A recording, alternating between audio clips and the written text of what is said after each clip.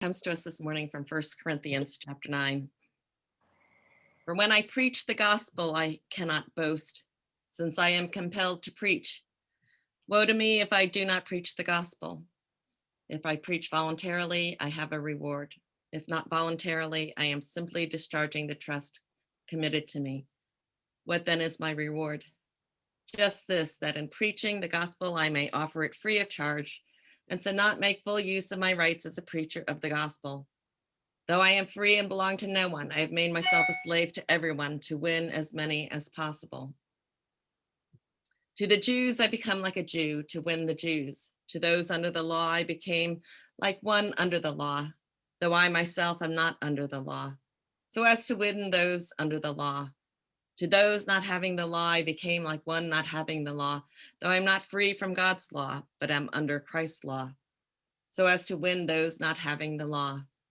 To the weak, I became weak to win the weak. I have become all things to all people, so that by all possible means I might save some. I do all this for the sake of the gospel, that I may share in its blessings. And from Mark, as soon as they left the synagogue, they went with James and John to the home of Simon and Andrew. Simon's mother-in-law was in bed with a fever, and they immediately told Jesus about her. So he went to her, took her hand, and helped her up. The fever left her, and she began to wait on them. That evening, after sunset, the people brought to Jesus all the sick and demon-possessed. The whole town gathered at the door, and Jesus healed many who had various diseases. He also drove out many demons, but he would not let the demons speak because they knew who he was. Very early in the morning, while it was still dark, Jesus got up, left the house, and went off to a solitary place where he prayed. Simon and his companions went to look for him. And when they found him, they exclaimed, "Everyone is looking for you." Jesus replied, "Let us go somewhere else, to the nearby villages, so I can preach there also. That is why I've come." So he traveled throughout Galilee, preaching in their synagogues and driving out demons.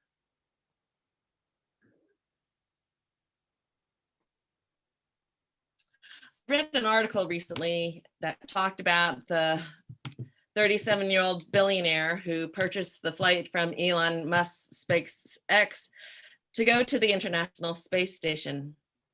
I think that would be an awesome experience.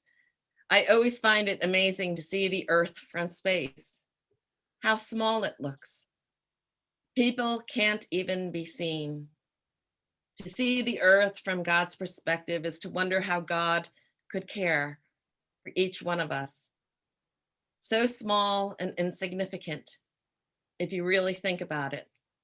Each of us is just one small person for a speck of time on this huge planet that has been existing for centuries. Who are we to God? Isaiah 40 tells us that God is sitting above the circle of the earth, where its inhabitants are like grasshoppers. For Isaiah, he thought of us as grasshoppers. For me, the image of ants come to mind. In Africa, we'd encounter soldier ants by the thousands, if not by the millions. Wide swatches of land would be covered with these awful ants as we poured boiling water and salt water on them to disrupt their path and turn the remaining ants away from our home. No thought went through my head about the life or death of the ants, let alone an individual ant. They all looked alike and blended together. They were of no significance to me. I think this passage from Isaiah indicates the same sort of sense, that if it weren't for God's choice to see each one of us as an individual, then we would be seen as any one of 1,000 grasshoppers or ants. But that is what is so great about what we are told in these scriptures today. In Psalm 147, we are told that the Lord binds up the wounds of the brokenhearted, and at the same time numbers and names all the stars. That is the God that we serve. An amazing God who can see yours and my broken hearts. He sees our broken spirits and binds up our wounds through love and grace and mercy. God also attends to the universe, naming and numbering all that he sees, all that he has created. Isn't that an awesome image? God of majesty and might, God of mercy and love. The two New Testament passages we read this morning describe the work of Jesus and of Paul. Like us, they each occupied a moment in time when they walked the earth, a small moment in time. Yet the moments they walked were filled with passion and love. For Jesus, it was to show the way to God through love and forgiveness, through healings and miracles. While Jesus came from glory, he didn't reside in glory on this earth. He resided within the mess that is the human condition. Jesus had many moments when he was tired and weary. Sometimes he became overwhelmed, as when the crowds would press upon him for healings. So many broken and tortured individuals. However, there were two things that helped Jesus get through his time on this earth. The first was his love for God. He knew what his task was, why he had been sent to earth. He loved humankind as well, and so he faced what he needed to do, caring for those in need. And when the task at hand seemed too much for him, which we are told it did, Jesus turned to prayer. Throughout his earthly life, we see Jesus time and time again turning to prayer, praying to stay connected to his heavenly Father, praying to reconnect with the one who gives strength, praying so that he can keep his heart, mind, and soul focused on the task at hand. And the other thing that kept him going was his love for humanity, for each of us. He saw each person that came to him. He knew them by name, just as Christ continues to know us by name. Paul's mission was similar. It wasn't filled with the miracles we read about Jesus doing, but he was about God's work of sharing God's love, speaking truth to power, saving souls for righteousness' sake.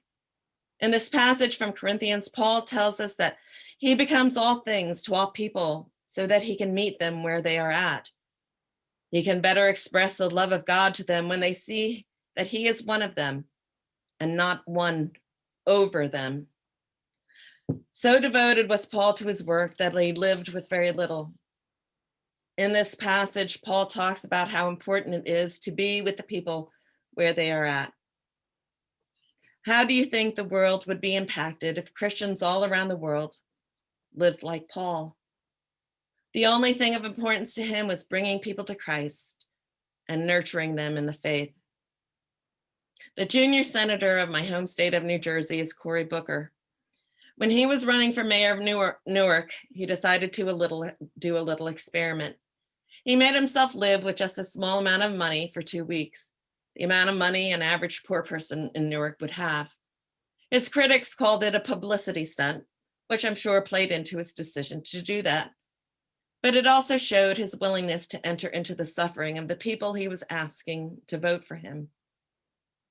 Can you imagine what a difference it would make if our religious leaders and our political leaders all cared enough to take the time to care for the poor and the brokenhearted, to see life from their perspective, and to then do what they could to alleviate their suffering? For isn't that what we are called to do? To love and care for one another, not as the world's loved, but as Christ loved, no one being better than another, all equally of value and worth. Going along with that idea that all are created and are worthy, Paul refused to take money from the churches he served.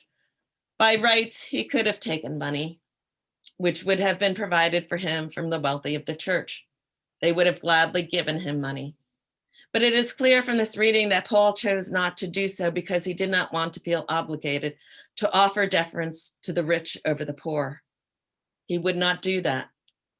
I have heard parishioners say that a pastor should not know who gives how much money because it would color our view of the congregation, with the bigger givers getting special treatment. I would not be truthful if I said I had never seen a pastor do that. Likewise, I have seen parishioners of means boast about what they have given to the church. But a pastor's heart should be for the gospel and what is taught in the scriptures, and that is caring for those who are in need with compassion, and that all are seen as worthy in God's sight, regardless of who they are.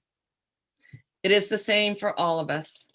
No one, not the pastor nor the rich person, are above any other person. We are beloved children of God. This sermon was hard to put together because there were so many different thoughts that flowed through my head as I read the different scriptures in the lectionary for this week.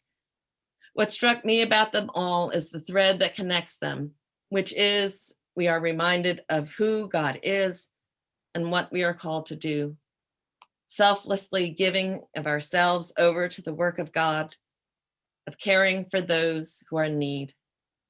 In the past couple of weeks, I've seen the contributions you have made to the homeless shelter, the pile of items that I saw when I first arrived here, and then the great can drive that we had on Friday show that you care about these families.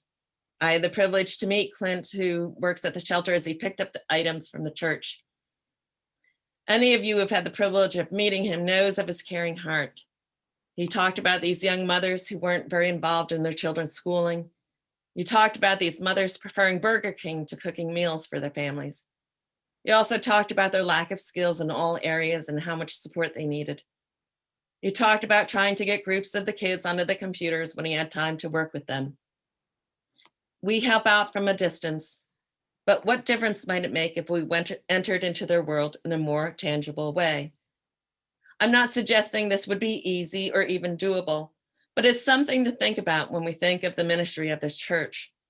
What missions are we involved in? Are there ways we could be doing things differently or add components to them that we aren't doing now?